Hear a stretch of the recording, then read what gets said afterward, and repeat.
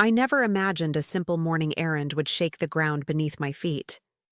That day, sunlight spilled lazily through the curtains as I grabbed Daniel's car keys. He'd rushed out earlier, muttering something about an early meeting. To me, it felt like any other Tuesday, ordinary, uneventful, the kind of day you barely notice. I slipped into his car, the leather still carrying the faint trace of his cologne. But the second I turned the ignition, everything shifted. The dashboard lit up, glowing blue and steady, and then the GPS spoke. Fastest route, home.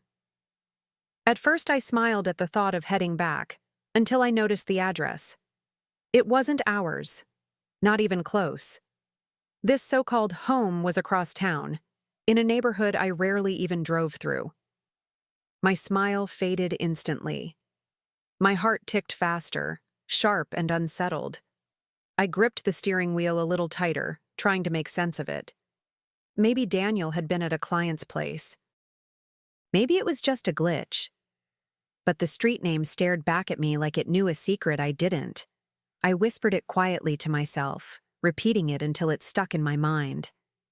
The GPS dimmed back to silence, but I couldn't. A pit formed in my stomach, heavy and undeniable, telling me this wasn't nothing. This was something. The rest of that drive felt strange, almost like I wasn't the one behind the wheel. My hands moved, my eyes scanned the road, but my mind was locked on that address glowing in my head. I kept asking myself why Daniel's GPS would suggest it. He never mentioned knowing anyone in that part of town. And Daniel wasn't the type to get sloppy with details. At least, that's what I thought. When I pulled into the grocery store, I sat in the parking lot longer than usual, staring at my reflection in the rearview mirror. My face looked calm, but inside, I felt that slow churn of suspicion I couldn't quite silence. I replayed the scene in my head, the screen lighting up, the word home, and then that alien address. It felt like a breadcrumb, accidentally dropped, daring me to follow. I tried to shake it off, telling myself not to invent stories where none existed. But the truth? That pit in my stomach only grew heavier. It wasn't just confusion anymore. It was fear, mixed with something sharper. Curiosity. And once curiosity takes hold, it doesn't let go.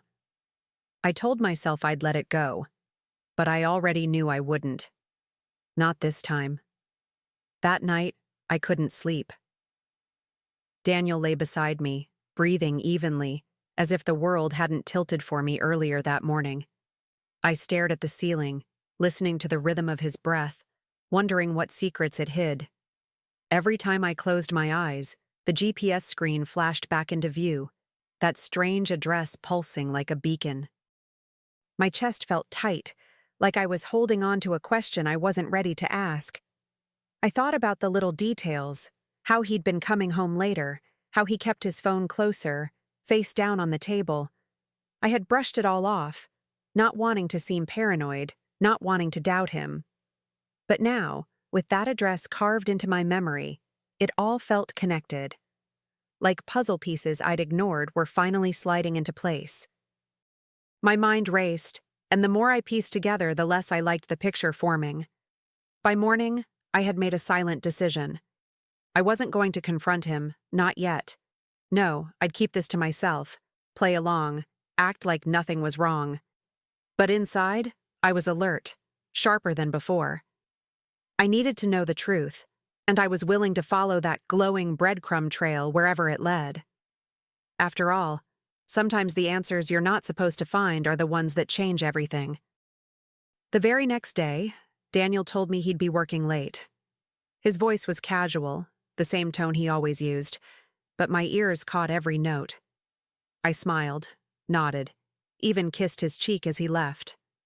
But inside, my heart thudded with a new determination. I finally had the excuse I needed to test that strange address. No more guessing. No more second-guessing myself. Tonight, I would know.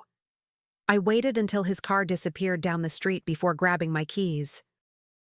Sliding into the driver's seat, I entered the memorized address into the GPS.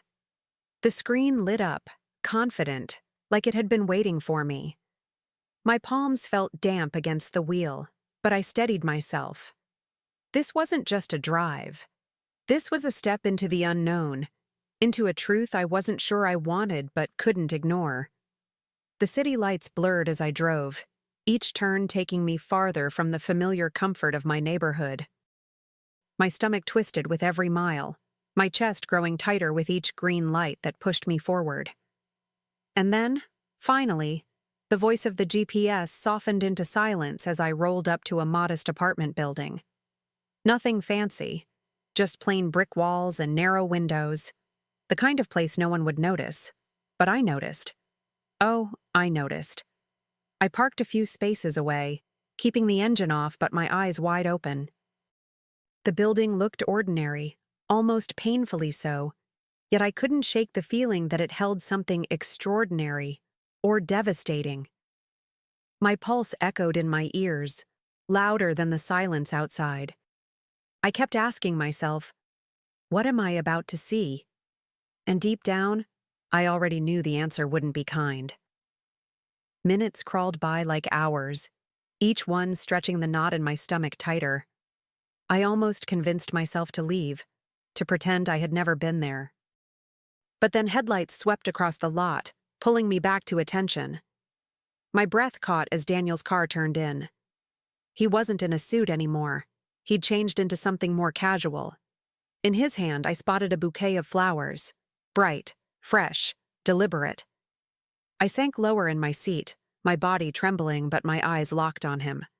He walked quickly, almost eagerly, to the entrance of the building. My chest burned as I watched him press the buzzer, his posture relaxed, familiar, like this was routine. A moment later, the door clicked open and he slipped inside without hesitation. And in that instant, the truth slammed into me. This wasn't a mistake. This was his other life. I sat frozen, gripping the steering wheel like it could hold me together.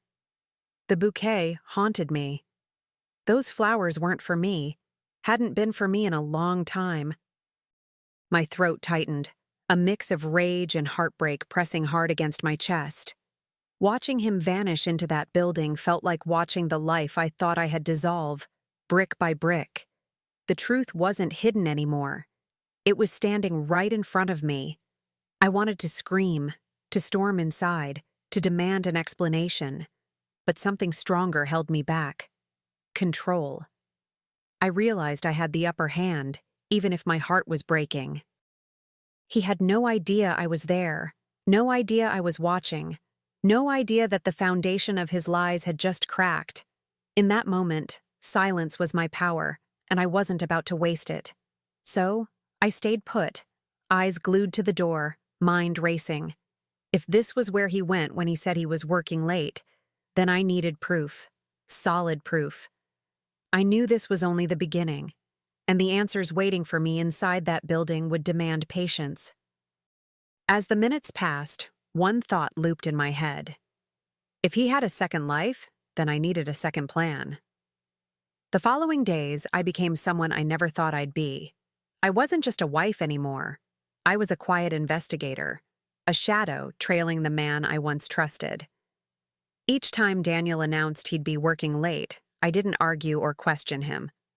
I just nodded, as though I believed him, then waited for the perfect moment to follow. Every drive back to that apartment tightened the knot in my chest but sharpened my focus. I watched from a distance, careful, patient, almost surgical in my silence. I took note of the times he arrived, the nights he stayed longer, the gifts tucked under his arm. Once, it was another bouquet of flowers.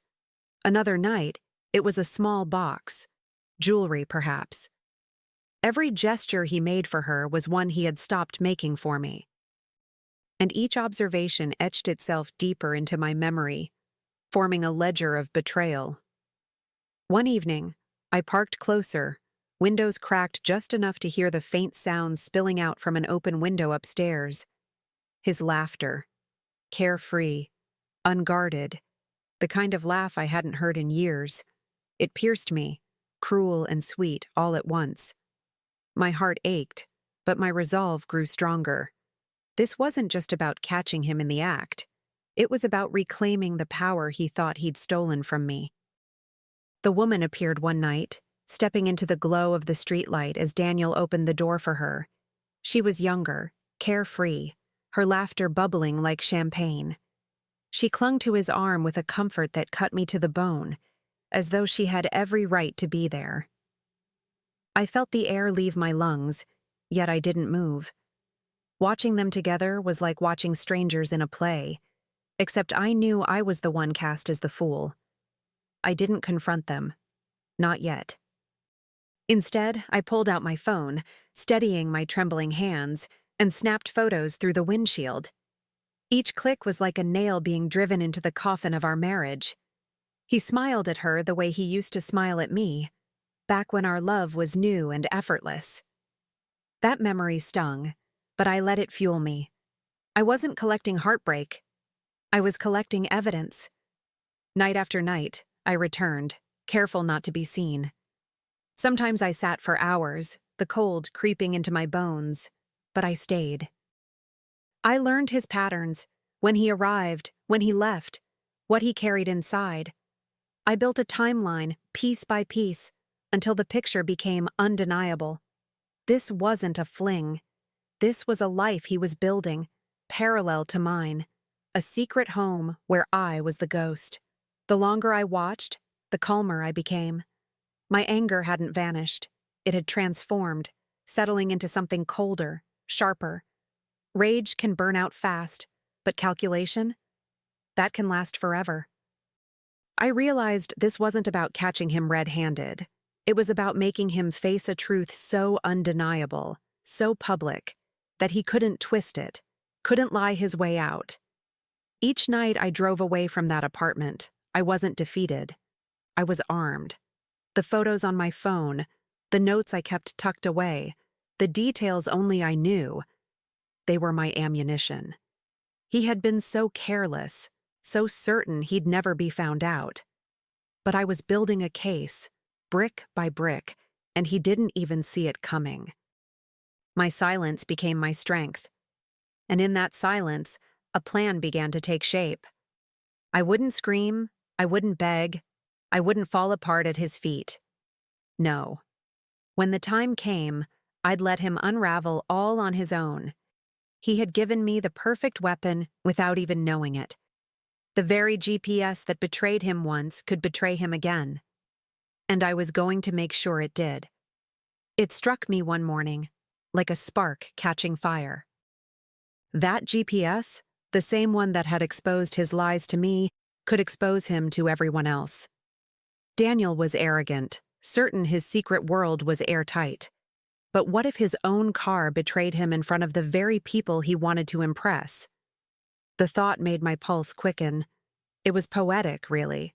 His pride would become his downfall. I sat in the driveway, engine off, as I carefully reprogrammed the settings. With just a few clicks, I erased our real home address and replaced it with the mistress's apartment. From now on, whenever the GPS said home, it wouldn't lead him back to me. It would lead him exactly where he didn't want eyes to see. My hands trembled, but not from fear, from satisfaction.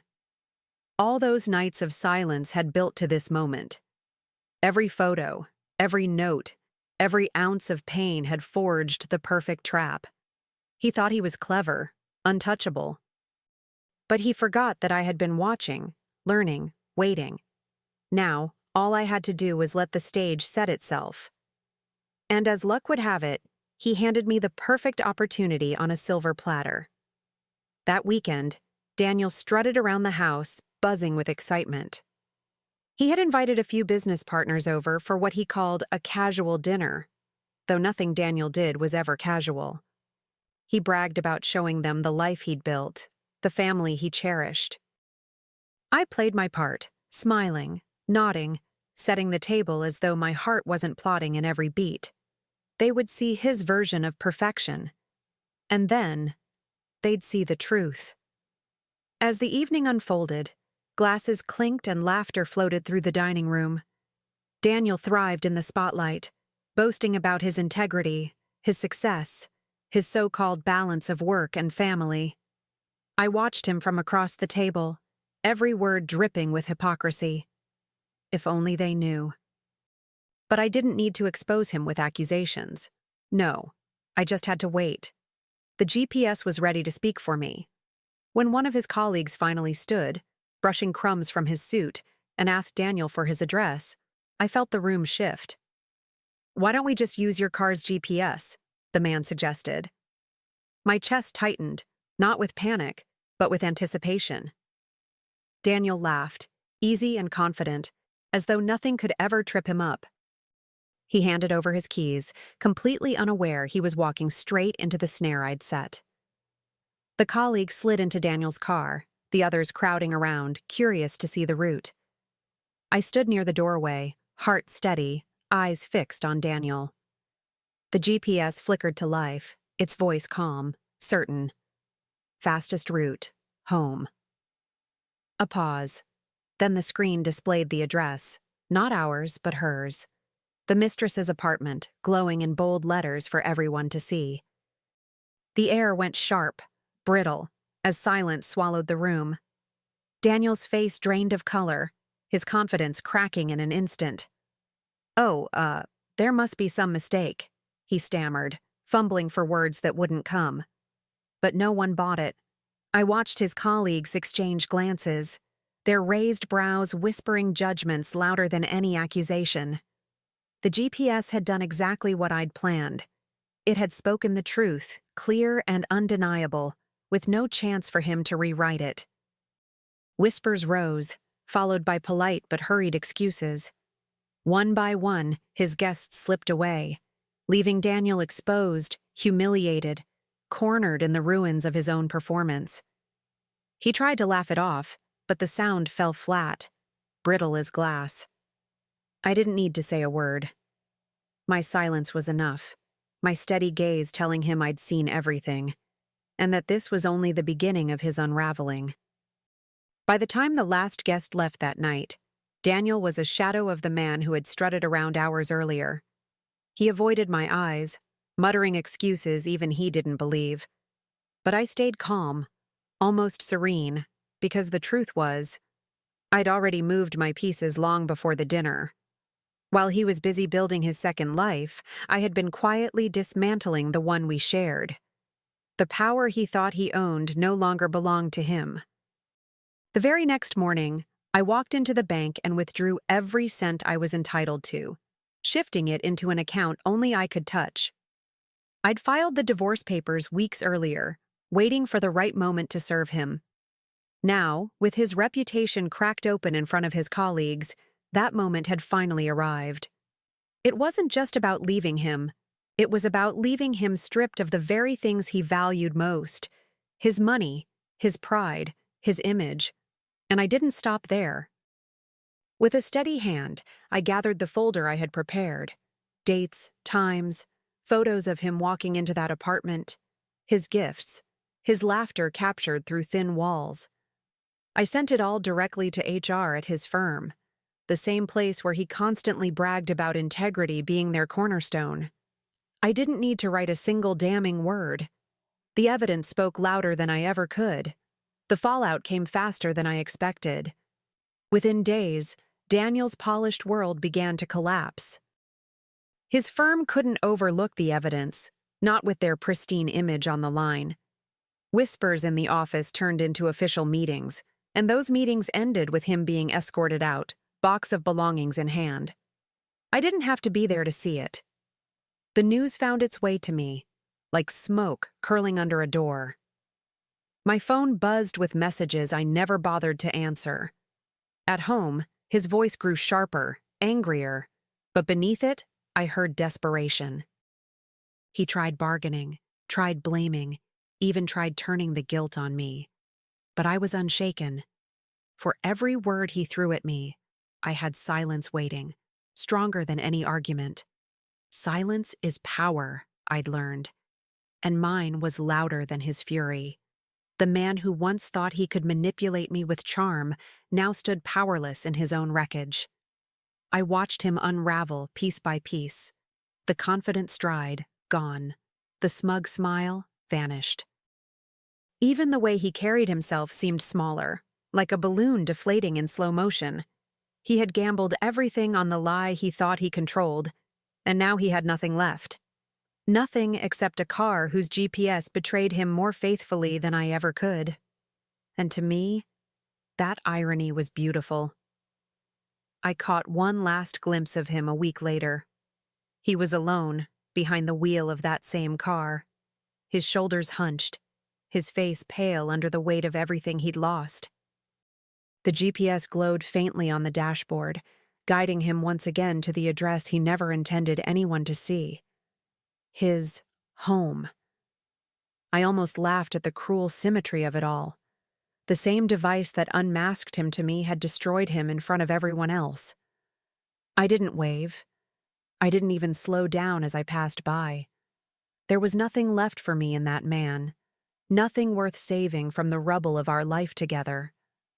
I felt lighter, freer, as though the chains of his deceit had finally fallen away. For the first time in years, I didn't feel like I was standing in his shadow. I was standing on my own, strong and steady, with no need to look back. That night, I sat in my own living room, quiet, peaceful, mine. No buzzing lies, no gnawing doubts, no double life seeping through the cracks. Just me, and the simple comfort of knowing I had walked away with my dignity intact. Daniel had lost everything, but I had gained something priceless: peace. The kind of peace only comes when you've taken back your power and left betrayal exactly where it belongs, behind you.